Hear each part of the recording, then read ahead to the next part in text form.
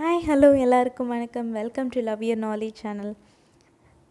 நம்ம இந்த வீடியோவில் பார்க்க போகிறது வைஸ் பிரசிடெண்ட்டை பற்றி பார்க்க போகிறோம். ஓகேங்களா? ஸோ இது நம்ம தமிழ்நாடு ஸ்டேட் போர்ட் சிலபஸோட 10th ஸ்டாண்டர்டோட சோஷியல் சயின்ஸ் வால்யூம் 1ல் இருக்கக்கூடியது. நம்ம அதாவது ஃபர்ஸ்ட் லெசன் முடிச்சிட்டோம். அதாவது இந்தியன் கான்ஸ்டிடியூஷன் சிவிக்ஸில் உள்ள ஃபர்ஸ்ட் லெசன் இந்தியன் கான்ஸ்டிடியூஷன் முடிச்சிட்டோம். ஸோ இதில் நீங்கள் தரவாக இருப்பீங்க. அண்ட் இப்போ நம்ம பார்த்துருக்குது சென்ட்ரல் கவர்மெண்ட் பற்றி தான் பார்த்துருக்கோம். ஓகேங்களா? இந்த சென்ட்ரல் கவர்மெண்ட்டோட பார்ட் 2 தான் இது. அதாவது நம்ம பிரசிடெண்ட் வரைக்கும் ஆல்மோஸ்ட் ஃபுல்லாக கம்ப்ளீட் பண்ணிட்டோம். You will be clear with that. உங்களுக்கு அதில் ஏதாவது டவுட்ஸ் இருந்ததுன்னா நீங்கள் கமெண்ட் செக்ஷன் மூலமாக கமெண்ட் பண்ணி உங்களோட டவுட்ஸை கிளியர் பண்ணிக்கலாம். அல்லது இன்ஸ்டாகிராமில் நீங்கள் ஃபாலோ பண்ணி உங்களோட டவுட்ஸை கிளியர் பண்ணிக்கோங்க. ஸோ இன்றைக்கி நம்ம பார்க்க போகிறது இந்த வைஸ் பிரசிடெண்ட்டை பற்றி பார்க்க போகிறோம். ஸோ வைஸ் பிரசிடெண்ட் அப்படிங்கிறது யார் அப்படின்னா, பிரசிடெண்ட்டோட ஆஃபீஸை பற்றி நம்ம நல்லாவே தெரிஞ்சுக்கிட்டோம். ஸோ அவரோட பொசிஷன் என்ன, அவரோட பவர் என்ன, அவரோட ரேங்க் என்ன, ஸோ அந்த பிரசிடெண்ட் அப்படிங்கிறது யார் என்ன அப்படின்ட்டு ஃபுல்லாகவே தெரிஞ்சுக்கிட்டோம். ஸோ அந்த பிரசிடெண்ட்டுக்கு அடுத்தபடியாக இருக்கக்கூடியதான் இந்த வைஸ் பிரசிடெண்ட். ஓகேவா? இந்த வைஸ் பிரசிடெண்ட் யார், இவரோட குவாலிஃபிகேஷன் என்ன, இவரோட டேர்ம் என்ன. ஸோ பிரசிடெண்ட் போலவே அடுத்தபடியாக இருக்கிறவர் தான் வைஸ் பிரசிடெண்ட் இல்லையா? ஸோ ஆல்மோஸ்ட் 2 பேருக்கும் பவர் எல்லாமே ஒன்று போலவே இருக்கும் அப்படின்ட்டு நிறைய பேர் திங்க் பண்ணுவோம். ஸோ ஒன்று போல் இருக்கா, வேறு என்னென்ன டிஃப்ரென்ஸ் இருக்குது அப்படிங்கிறத பார்க்கலாம். ஓகேங்களா? ஸோ பிரசிடெண்ட்டுக்கு அடுத்தபடியான ஹையஸ்ட் ரேங்க் யாருக்கு இருக்குன்னா வைஸ் பிரசிடெண்ட்டுக்கு இருக்குது. ஸோ பிரசிடெண்ட்டுக்கு அடுத்தபடியான ஹையஸ்ட் பவர் யாருக்கு இருக்குது, வைஸ் பிரசிடெண்ட்டுக்கு இருக்குது. ஓகேங்களா? ஸோ அதுக்கப்புறம் இந்த வைஸ் பிரசிடெண்ட் அப்படிங்கிறது ஏன் பிரசிடெண்ட் மட்டுமே இருந்திருக்கலாமே, ஏன் வைஸ் பிரசிடெண்ட் அப்படிங்கிறது வரணும் அப்படின்ட்டு பார்த்தோன்னா, ஸோ இந்த மாடல் எங்கேருந்து அப்படி எந்த கண்ட்ரியில் இப்படி வச்சுருக்காங்க, ஸோ எந்த கண்ட்ரிக்கிட்ட நம்ம எடுத்திருக்கோம் அப்படின்னு பார்த்தீங்கன்னா, அமெரிக்கன் கான்ஸ்டிடியூஷன், அதாவது அமெரிக்கன் கண்ட்ரியில் வைஸ் பிரசிடெண்ட் அப்படிங்கிற ஆஃபீஸ், அதாவது ஒரு போஸ்டிங் இருக்குது. ஸோ அந்த மாடலை யூஸ் பண்ணி தான் அங்கே இருந்து தான் நம்ம பாரோ பண்ணியிருக்கோம். ஓகேங்களா? ஸோ இந்த நம்ம இந்தியன் கான்ஸ்டிடியூஷனில் ஆர்டிக்கல் 63 அப்படிங்கிறது வைஸ் பிரசிடெண்ட்டை பற்றி சொல்லுது. இந்த ஆஃபீஸ் எதுக்காக உருவாக்கப்பட்டது அப்படின்னு பார்த்தீங்கன்னா, to maintain the political continuity of the state. நம்ம இந்தியாவுக்குள்ள ஒரு பொலிட்டிக்கல் கண்டினியூட்டியை மெயின்டைன் பண்ணுறதுக்காக தான் இந்த வைஸ் பிரசிடெண்ட் அப்படிங்கிற போஸ்ட் உருவாக்கப்பட்டது. ஸோ இவரோட குவாலிஃபிகேஷன் என்னென்ன, ஸோ பிரசிடெண்ட்டோட குவாலிஃபிகேஷன் நம்ம பார்த்தோம், ஒரு 5 குவாலிஃபிகேஷன் இருந்து.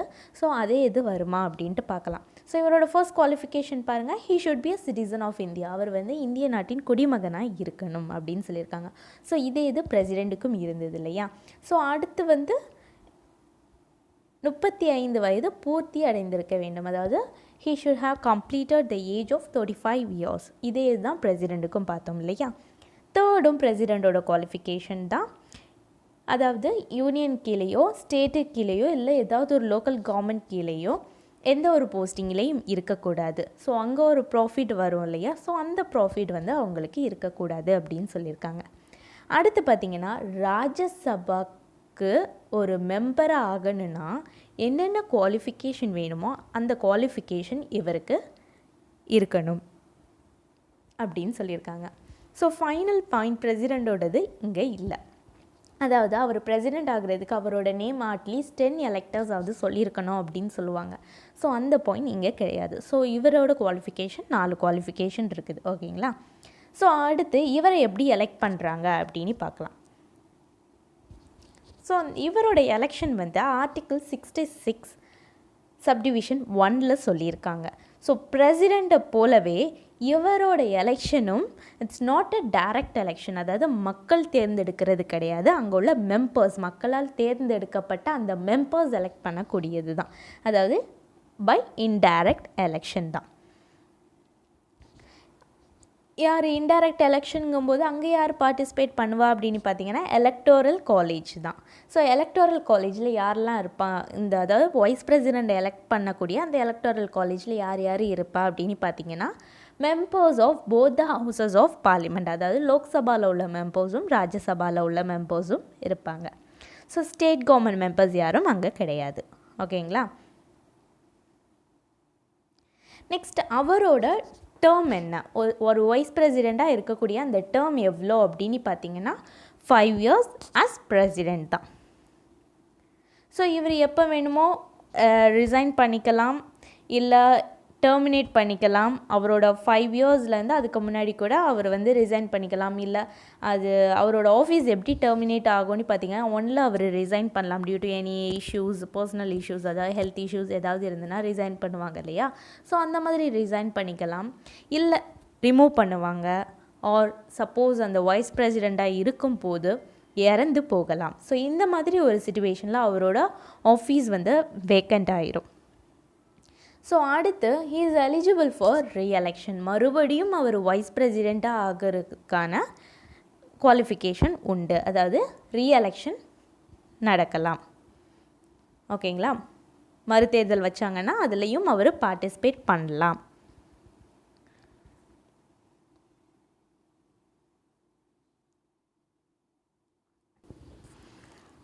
அடுத்து பார்த்திங்கன்னா, இந்த வைஸ் பிரசிடெண்ட்டுக்கு அடுத்தபடியாக அந்த சக்சஷனாக வந்து அடுத்து அதை பற்றி, அதாவது வைஸ் பிரசிடெண்ட்டோட சக்சஷன் பற்றி எதுவுமே கான்ஸ்டிடியூஷன் சொல்லலை. ஸோ இதனால் என்ன பண்ணுவாங்க அப்படின்னா, வைஸ் பிரசிடெண்ட்டோட எலெக்ஷனை வந்து எவ்வளோ சீக்கிரம் வைக்க முடியுமோ அவ்வளோ சீக்கிரம் வச்சுருவாங்க. ஓகேவா. ஸோ அடுத்து அது வரைக்கும் யார் என்ன பண்ணுவாங்க, அதாவது முன்னாடி வந்து அந்த வைஸ் பிரசிடெண்ட்டுக்கு என்ன சொல்லியிருக்கோம், அடுத்த சக்ஸஸர் வந்து வரது வரைக்கும் அவரோட ஆஃபீஸை கண்டினியூ பண்ணலாம் அப்படின்னு சொல்லியிருக்கோம் இல்லையா. ஸோ இங்கே வந்து அப்படி கிடையாது. அந்த சக்ஸஷனை பற்றி கான்ஸ்டிடியூஷன் எதுவுமே சொல்லலை. ஓகேங்களா, புரியுதா. ஸோ இதனால் எவ்வளோ சீக்கிரம் எலெக்ஷனை வைக்க முடியுமோ அவ்வளோ சீக்கிரம் வைஸ் பிரசிடெண்ட்டுக்கான எலெக்ஷனை வச்சுருவாங்க அப்படின்னு சொல்கிறாங்க. ஸோ சப்போஸ் அந்த சீட் வந்து வேக்கண்ட்டாக இருந்துச்சு அப்படின்னா, அதாவது வைஸ் பிரசிடெண்ட் அப்படிங்கிறவர் ராஜ்யசபாவோட சேர்மன் இல்லையா.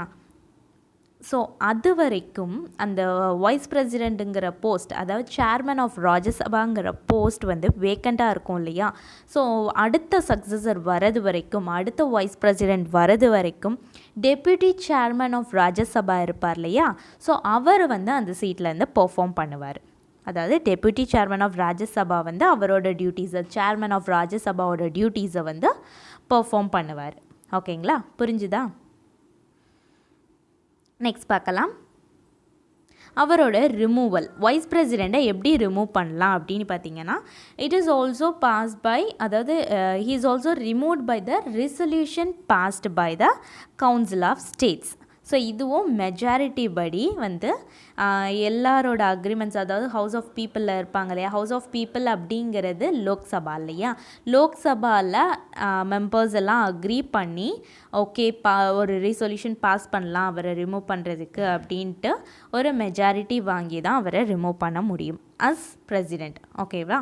ஸோ இதுவும் வந்து அந்த ஒரு நோட்டீஸ் கொடுப்பாங்க. ஸோ அதுக்கு வந்து 14 days அவங்களுக்கு டைம் கொடுக்கணும் பதில் அளிக்கிறதுக்கு. அதாவது பிரசிடெண்ட் ஒரு வைஸ் பிரசிடெண்ட் வந்து பதில் அளிக்கணும். ஓகேங்களா. ஸோ அதுக்கப்புறம் வந்து இதை மெஜாரிட்டி பாஸ் பண்ணி இந்த ரெசல்யூஷனை மூவ் பண்ணுவாங்க. ஓகேங்களா. ஸோ இந்த மாதிரி தான் வந்து வைஸ் பிரசிடெண்ட்டோட ரிமூவல் இருக்கும். அடுத்து இவரோட ஃபங்க்ஷன்ஸ் என்ன. ஸோ இப்போ பார்க்கலாம். இவரை வந்து வைஸ் பிரசிடெண்ட்டை வந்து ராஜ்யசபாவோட எக்ஸ் அஃபிஷியோ சேர்மன் அப்படின்னு சொல்கிறாங்க. ஓகேங்களா. ஸோ அந்த சேர்மன் ஆஃப் ராஜ்யசபா அப்படிங்கிறது வைஸ் பிரசிடெண்ட் தான். ராஜ்யசபா இஸ் ஒரு அப்பர் ஹவுஸ் இல்லையா, upper house of the parliament. So அதோட மெயின் ஹெட்டே யார் அப்படின்னு பார்த்தீங்கன்னா வைஸ் பிரசிடெண்ட் தான். ஸோ அந்த ஒரு சேர்மனாக இவர் என்னென்ன டியூட்டிஸை வந்து ஃபாலோ பண்ணிக்கிட்டு இருக்காரு அப்படின்னு பார்த்தீங்கன்னா, ப்ரொசீடிங்ஸ் ஆஃப் த ஹவுஸ், அதாவது ஹவுசஸில் உள்ள எந்த ஒரு ப்ரொசீடிங்ஸாக இருந்தாலும் வைஸ் பிரசிடெண்ட் தான், அதாவது சேர்மன் ஆஃப் ராஜ்யசபா தான் ரெகுலேட் பண்ணிக்கிட்டு இருப்பார். ஸோ எந்த ஒரு ஆர்டரை டிசைட் பண்ணுறதா இருந்தாலும் இவர் தான் வந்து டிசைட் பண்ணுவார். ஸோ அடுத்து ஒரு ரெசல்யூஷனோ இல்லை ஏதாவது ஒரு கொஸ்டினோ பண்ணணும் அப்படின்னா அதை டிசைட் பண்ணக்கூடிய அந்த பவரும் அவருக்கு தான் இருக்குது, அதாவது வைஸ் பிரசிடெண்ட்டுக்கு தான் இருக்குது.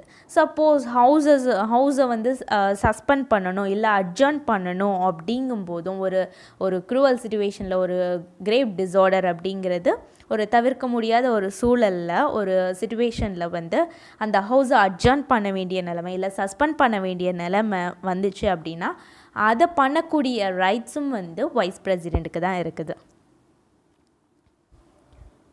ஸோ அடுத்து he issues direction to various committees on matters relating to their function. So ஒவ்வொரு கமிட்டிஸ்க்கும் வந்து அவங்களுக்கு ஒரு வழி காட்டுறது. ஸோ அவங்களோட அவங்களோட ஃபங்க்ஷன்ஸ் ரிலேட்டடாக அந்த கமிட்டிஸ் வந்து செயல்பட்டுருக்கோம் இல்லையா. ஸோ அவங்களுக்கு ஒரு வழிகாட்டியாக வந்து அவர் இருப்பார் வைஸ் பிரசிடெண்ட். ஓகேங்களா. ஸோ நெக்ஸ்ட்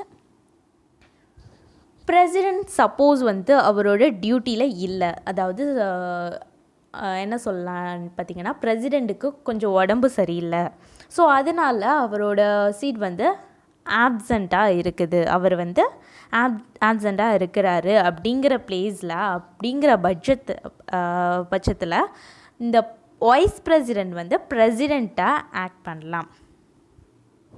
ஓகேங்களா.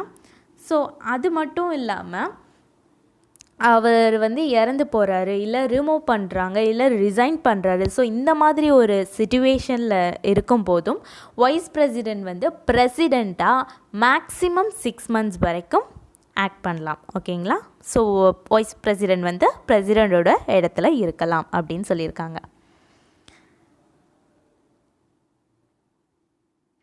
ஓகே, that's all about நம்ம வைஸ் பிரசிடெண்ட். ஓகேங்களா. ஸோ உங்களுக்கு எல்லாமே புரிஞ்சிருக்கோம். நியர் டு பிரசிடெண்ட்டோட இதுவே தான். ஜஸ்ட் அவர் வந்து மெயின் பவர் என்ன அப்படின்னு பார்த்தீங்கன்னா அவரோட மெயின் பவரே ராஜ்யசபாவோட சேர்மன், அதாவது எக்ஸ் அஃபிஷியோ சேர்மன். ஓகேவா. செயல்பட்டு இருக்கக்கூடிய அந்த சேர்மன் யார் அப்படின்னு பார்த்தீங்கன்னா இந்த வைஸ் பிரசிடெண்ட் தான். மெயின் பவர் அதுதான். ராஜ்யசபாவில் எந்த ஒரு விஷயம் டிசைட் பண்ணாலும் வைஸ் பிரசிடெண்ட் இல்லாமல், வைஸ் பிரசிடெண்ட்டோட ஆர்டர் இல்லாமல், பெர்மிஷன் இல்லாமல் எதையுமே டிசைட் பண்ண முடியாது. இதுதான் வந்து மெயின் பவர். ஓகேங்களா.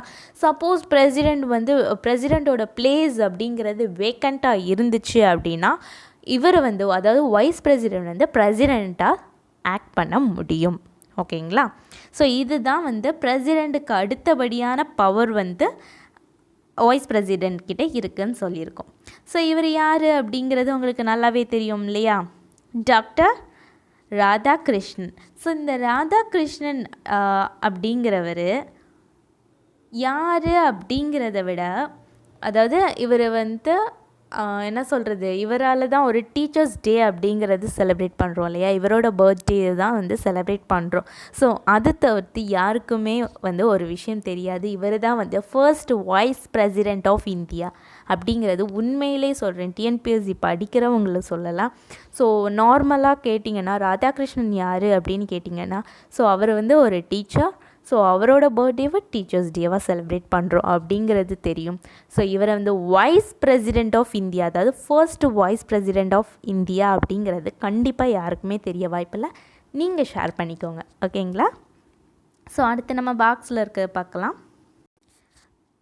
ஸோ இதில் வந்து ஆர்டிக்கிள் 100 படி என்ன சொல்லியிருக்காங்க அப்படின்னா, இந்த போத் ஹவுசஸ் ஆஃப் பார்லிமெண்ட், அதாவது ராஜ்யசபா அண்ட் லோக்சபாவில் எந்த ஒரு பில் பாஸ் பண்ணுறதா இருந்தாலும் ஓட்டிங் எடுப்பாங்க இல்லையா. ஸோ ஓட் படி மெஜாரிட்டி இருந்துச்சு அப்படின்னா அந்த பில் வந்து ஆக்டாக மாறும். சப்போஸ் மெஜாரிட்டி இல்லாத டைமில் அது வந்து ஆக்டாக மாறாது இல்லையா. ஸோ இந்த மாதிரி ஒரு சிச்சுவேஷன் வருது. அந்த இடத்துல வந்து வைஸ் பிரசிடெண்ட் ஓட் பண்ண முடியாது. அதாவது ஒரு பில் பாஸ் ஆகிற சமயத்தில் வைஸ் பிரசிடெண்ட் ஓட் பண்ண முடியாது. ஓகேங்களா. ஸோ அவர் எந்த இடத்துல ஓட் பண்ணலாம் அப்படின்னு பார்த்தீங்கன்னா, ஒரு பில் பாஸ் ஆகும்போது அதோட மெஜாரிட்டி, அதாவது அதோட ஓட்டிங் வந்து டையில் இருக்குது அப்படின்னா, அதாவது பாதி பேர் ஓட் பண்ணியிருக்காங்க, மெஜாரிட்டி கொடுத்துருக்காங்க, பாதி பேர் மெஜாரிட்டி கொடுக்கல.